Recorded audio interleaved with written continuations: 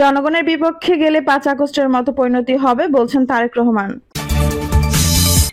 এদিকে জাতীয় নির্বাচনের আগে স্থানীয় নির্বাচন নিয়ে ভাবছে না ইসি। জানাবো শঙ্কা থেকে ব্যবসায়ীরা দ্রুত নির্বাচন চান এবং সর্বশেষ জানাবো বিএনপির ভোট ব্যাংকের হিসাব নিকাশ। দর্শক শুনছিলেন সংবাদ শিরোনাম, এখন বিস্তারিত। জনগণের বিপক্ষে গেলে ৫ আগস্টের মতো পরিণতি হবে বলছেন তারেক রহমান।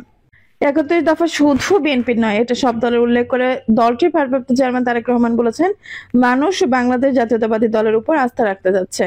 এই আস্থা নষ্টের জন্য কেউ যদি কাজ করে তাকে দলে রাখা সম্ভব হবে না। জনগণের বিপক্ষে কাজ করলে ৫ আগস্টের মতোই পরিণতি হবে। তারেক রহমান বলেন, দেশের মানুষকে মুক্তি দিতে হলে দুটি বিষয় নিশ্চিত করতে হবে, একটি রাজনৈতিক অধিকার আর একটি সব শ্রেণীর মানুষের অর্থনৈতিক অধিকার। এটা বাস্তবায়নে একটি রাজনৈতিক দল হিসেবে বিএনপি কাজ করছে। জনগণের সঙ্গে নেতাকর্মীর সম্পৃক্ততা বাড়াতে হবে। এজন্য সবাইকে দলীয় শৃঙ্খলা মেনে চলতে হবে। নেতাকর্মীদের উদ্দেশ্যে তিনি বলেন, বিএনপি দলটি শুধু শহীদ প্রেসিডেন্ট জিয়াউর রহমান বা খালেদা জিয়ার নয়, অথবা একক কোনো ব্যক্তির নয়। দলটি আজকে যারা এখানে উপস্থিত আছেন তাদের এবং বাংলাদেশের বিভিন্ন পর্যায়ের নেতাকর্মী নিয়ে সামনে একটি নির্বাচন আমাদের পার হতে হবে। তার আগ পর্যন্ত আপনাদের ৩১ দফা কর্মসূচি সাধারণ মানুষের কানে পৌঁছে দিতে হবে। বিএনপি ভারপ্রাপ্ত চেয়ারম্যান আরো বলেন, আগামী নির্বাচনে বিএনপি জয়ী হলে ১৭ বছর ধরে যারা নির্বাচিত হয়েছেন তাদের নিয়ে সরকার গঠন করা হবে।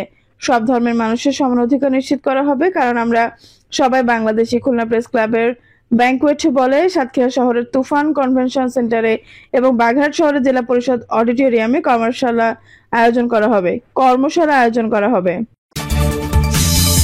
জাতীয় নির্বাচনের আগে স্থানীয় নির্বাচন নিয়ে ভাবছে না ইসি।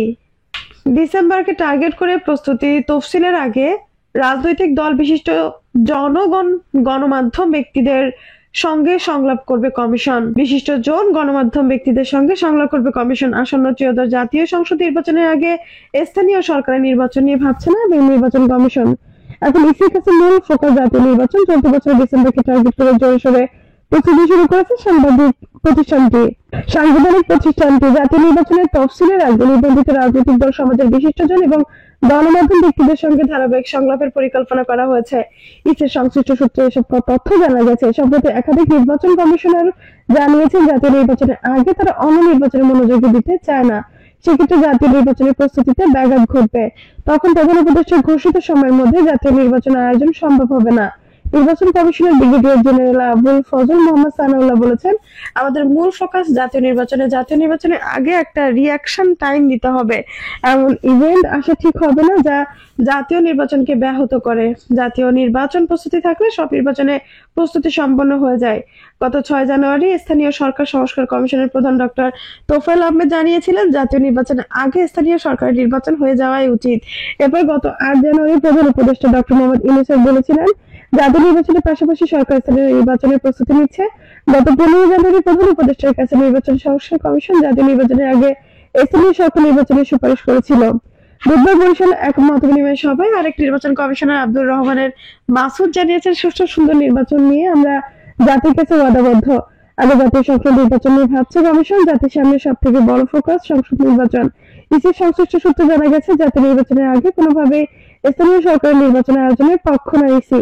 এ বিষয়ে কমিশনেরও ঐক্যমত হয়েছে, কেননা স্থানীয় সরকারের নির্বাচন আয়োজন করতে গেলে প্রধান উপদেষ্টা ঘোষিত চলতি বছরের ডিসেম্বরের মধ্যে জাতীয় নির্বাচনের প্রস্তুতি ব্যাঘাত ঘটবে। যত সময় নির্বাচন আয়োজন করতে পারবে না ইসি, যে কারণে জাতীয় নির্বাচন আয়োজনের আগে নির্বাচন কমিশনকে বিশাল কর্মযজ্ঞ সম্পন্ন করতে হয়। এর মধ্যে অন্যতম হলো নির্ভুল ভোটার তালিকা প্রস্তুত করা। সেই কার্যক্রম শুরু করেছে ইসি। গত ২০ জানুয়ারি থেকে ভোটার তালিকা হালনাগাদ কার্যক্রম শুরু হয়েছে। এই কার্যক্রম আগামী ৩ ফেব্রুয়ারি পর্যন্ত চলবে। এবার যাদের জন্ম ২০০৮ সালের ১ জানুয়ারি বা তার আগে তাদের তথ্য সংগ্রহ করা হবে। তথ্য সংগ্রহের কাজ শেষ হলে ৫ ফেব্রুয়ারি থেকে শুরু ছবি তুলে নিবন্ধন সম্পন্ন করার কাজ। ১ এপ্রিল পর্যন্ত নিবন্ধন কার্যক্রম চলবে। প্রধান নির্বাচন কমিশনার সিইসি এএম নাসির বলেন, আগামী ৬ মাসের মধ্যে নিবন্ধন কার্যক্রম শেষ করা, ভোটার তালিকা হালনাগাদ সম্পন্ন করতে প্রায় জুন পর্যন্ত সময় লেগে যাবে ইসি। এছাড়া সংসদীয় আসনের সীমানা পুনর্নির্ধারণ, নতুন রাজনৈতিক দলের নিবন্ধন, পর্যবেক্ষণ নিবন্ধন, নির্বাচন সংস্কার কমিশনের সুপারিশ বাস্তবায়নে আইনবিধি সংশোধন, ভোট কেন্দ্রের প্রস্তুত করা, নির্বাচন কর্মকর্তার প্যানেল প্রস্তুত, নির্বাচনের রোডম্যাপ ঘোষণা, নির্বাচনী মালামাল ক্রয়, বিভিন্ন স্টক হোল্ডারদের সঙ্গে ধারাবাহিক বৈঠক করতে আগস্ট মাস সময় লেগে যেতে পারে ইসি। এরপরে জাতীয় নির্বাচনের তফসিলের জন্য প্রস্তুত হয়ে যাবে নির্বাচন কমিশন। এদিকে জাতীয় নির্বাচনের আগে স্থানীয় সরকার নির্বাচনের দাবিকে নির্বাচন সংশ্লিষ্টদের কেউ কেউ জাতীয় নির্বাচন বিলম্বিত করার চক্রান্ত হিসেবে মনে করছেন। তারা বলছেন স্থানীয় সরকার নির্বাচন আগে আয়োজনের লক্ষ্যে বাংলাদেশের পরিসংখ্যান ব্যুরো বিবিএস কর্তৃক সম্প্রতি পরিচালিত জরিপটি ছিল এক বিশেষ এজেন্ডা বাস্তবায়নের অংশ বিশেষ। এ বিষয়ে বিশিষ্ট সাংবাদিক ও বাংলাদেশ ফেডারেল সাংবাদিক ইউনিয়নের মহাসচিব কাদের গনি চৌধুরী বলেছেন, কোনোভাবেই সরকার প্রতিষ্ঠান এই ধরনের উদ্দেশ্য প্রণোদিত কোনো জরিপ পরিচালনা করতে পারে না। জাতীয় নির্বাচনের আগে স্থানীয় সরকার নির্বাচন আয়োজনের দাবি একটি দুরভিসন্ধিমূলক। গত 16 ডিসেম্বর মহান বিজয় দিবস উপলক্ষে জাতির উদ্দেশ্যে দেওয়া ভাষণে অন্তর্বর্তীকালীন সরকারের প্রধান উপদেষ্টা অধ্যাপক ডক্টর মোহাম্মদ ইউনূস বলেছেন, যদি অল্প কিছু সংস্কার করে ভোটার তালিকা নির্ভুলভাবে তৈরি করার ভিত্তিতে নির্বাচন সম্পন্ন করা হয়, তাহলে 2025 সালের শেষের দিকে নির্বাচন অনুষ্ঠিত হয়তো সম্ভব হবে। আর যদি এর সঙ্গে নির্বাচন প্রক্রিয়া এবং নির্বাচন সংস্কার কমিশনের সুপারিশের পরিপ্রেক্ষিতে এবং জাতীয় ঐক্যমত্যের ভিত্তিতে প্রত্যাশিত মাত্রার সমস্যা যোগ করি, তাহলে আরো অন্তত 6 মাস অতিরিক্ত সময় লাগতে পারে। মোটা দাগে বলা যায় 2025 সালের শেষের দিক থেকে 2026 সালের প্রথমার্ধের মধ্যে নির্বাচনের সময় নির্ধারণ করা যায়। উপদেষ্টা ঘোষিত ডিসেম্বর মাসে নির্বাচন আয়োজনের ব্যাপারে চূড়ান্ত প্রস্তুতি শুরু হয়েছে।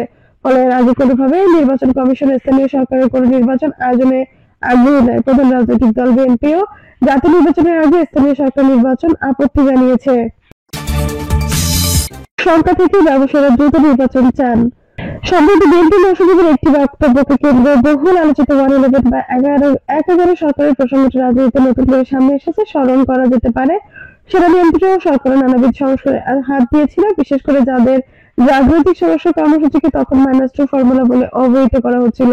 কিন্তু বাস্তবতা হলো 11 সরকার যেসব কারণে অজনপ্রিয় হয়েছে বা রাজনৈতিক দলের বাইরে সাধারণ মানুষ ওই সরকারের বিরুদ্ধে যেসব কারণে ক্ষুব্ধ হয়েছিল, তার প্রধান কারণ ছিল তার দেশের অর্থনীতি ঠিক করতে ব্যর্থ হয়েছে।